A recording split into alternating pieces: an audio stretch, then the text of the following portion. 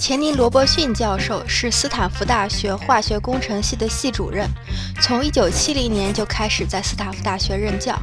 罗伯逊教授也是整个化学工程系有史以来最时髦的成员，他帅气、风趣、魅力四射，和学生们打成一片，这让他看起来比实际年龄的59岁年轻了至少10岁。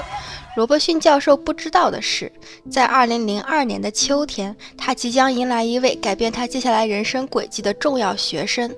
这一天，他执教的化学工程入门课上的一位学生找到他，说想在他的研究实验室里当助手。这是位有着一双蓝色大眼睛的漂亮女生，齐耳的短发看上去精神干练，低沉中性的声音，自信的眼神，让她看上去有着超越年龄的成熟可靠。她叫伊丽莎白·霍姆斯，是9月刚入学的大一新生。罗伯逊同意了他的请求，把他分到手下博士生香奈克·罗伊研究洗衣液酶的项目组。请注意这2个人，他们便是 Theranos 最初的员工，或者说是最早被带进坑里的人。罗伯逊教授在后来的采访中说，我第一眼就觉得这个学生与众不同。 I've taught thousands of students, probably tens of thousands of students at Stanford, and I knew right away that I was dealing with something very, very different. 时光匆匆而过，很快伊丽莎白的大一生活就在忙忙碌碌中过完了。大一暑假，她去新加坡基因组研究所实习。能去新加坡实习，很大程度上是因为她能说一口流利的中文。他父亲因为工作的关系，需要经常出差去中国，接触了不少东方文化，所以也决定让自己的孩子从小学习中文。伊丽莎白姐弟俩都是从小就上中文私教课的。伊丽莎白在读高中的时候，还在北京参加过斯坦福大学举办的中文夏令营。在这次夏令营中，18岁的伊丽莎白遇见了时年37岁，在加州大学伯克利分校读 MBA 的拉梅什·巴尔瓦尼。这位巴尔瓦尼先生还有另外一个更为广为人知的名字 Sunny。让我们先记住这个男人。他在 Theranos 的整个历史和伊丽莎白的人生中都扮演了极其重要的角色。此处先按下不表，让我们把目光再拉回新加坡的实习。2003年2月时，非典型肺炎，也就是 SARS 在中国开始爆发，很快肆虐到亚洲其他国家，进而扩散到全球。伊丽莎白一整个夏天都在给病人静脉抽血、验血、做鼻拭子。其实伊丽莎白是有从母亲那里继承来的针头恐惧症的，她母亲诺阿尔一看到针头就会晕倒，所以这段新加坡的实习经历给伊丽莎白留下了难以磨灭的阴影，也激发了她研发出一种更先进抽血技术的决心。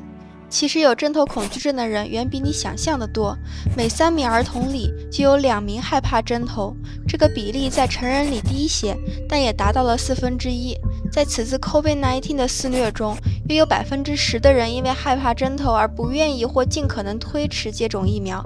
简而言之，多大的商机啊，你懂的。钱呐，赚钱，哎，钱要不要？新加坡实习结束，伊丽莎白回到了休斯顿的家中。她把自己关在房间里5天不眠不休。她在写她人生中的第1个专利，结合她在新加坡的所见所闻和在罗伯逊教授课上学到的知识，她设计了一种可以实时检测并治疗疾病的手臂贴片。当暑假结束，回到校园的伊丽莎白第一时间冲到罗伯逊教授的实验室，给他和博士生香奈克展示他的专利。罗伯逊教授瞬间被惊到了，他从没见过有人把科学、工程和技术以这样的方式结合在一起。他被伊丽莎白的才华横溢所折服，举双手双脚赞成伊丽莎白辍学追梦的决定。博士生香纳克则相对更谨慎些，但也对创建一家公司的念头感到非常兴奋。于是2003年秋，伊丽莎白辍学，并着手整理注册公司的文件。在2004年4月成立了公司 Real Time Cures， 意为实时治愈。但后来因为人事部门把公司名字误写为 Real Time Curses， 实时诅咒，后来又改名成了 Theranos， 是英文单词 therapy 和 diagnosis 的组合，意为治疗和诊断。香奈克在攻读完他博士的最后1个学期后，于2004年5月加入了公司，成为了第1名员工。而罗伯逊教授则成为了公司的第1名董事会成员。其实在这期间，伊丽莎白还找过其他教授阐述她的想法，推销她的专利，比如这位斯坦福大学的医学教授菲利斯·加德纳。加德纳教授是很多新兴医药公司董事会的成员，他自己也作为合伙人成立过不少公司，可以说是医药创业领域的权威人物。如果能得到他的支持和经验传授，那对新公司将会是非常大的助力。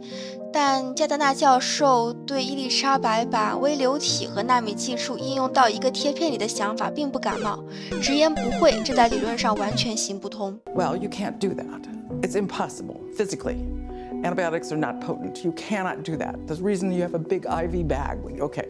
So I said, Elizabeth, that's fun, but I don't think that's going to work. 很多人说霍姆斯的失败在于他一开始就错得离谱，因为他要研发的技术在理论上根本行不通，说他不听专家意见，独断专行，活该最后落得声名狼藉。但我觉得质疑精神才是科学进步的基础，大胆假设，小心求证才是科研应有的态度。如果前辈、专家说什么就是什么，没有人站出来挑战权威的话，那么就不会有哥白尼的日心说，不会有达尔文的物种起源，更不会有爱因斯坦的相对论了。科学不会进步，社会不会发展，而我们现在还在山洞里茹毛饮血呢。那么伊丽莎白在创业初期又经历了什么呢？我们下期接着说。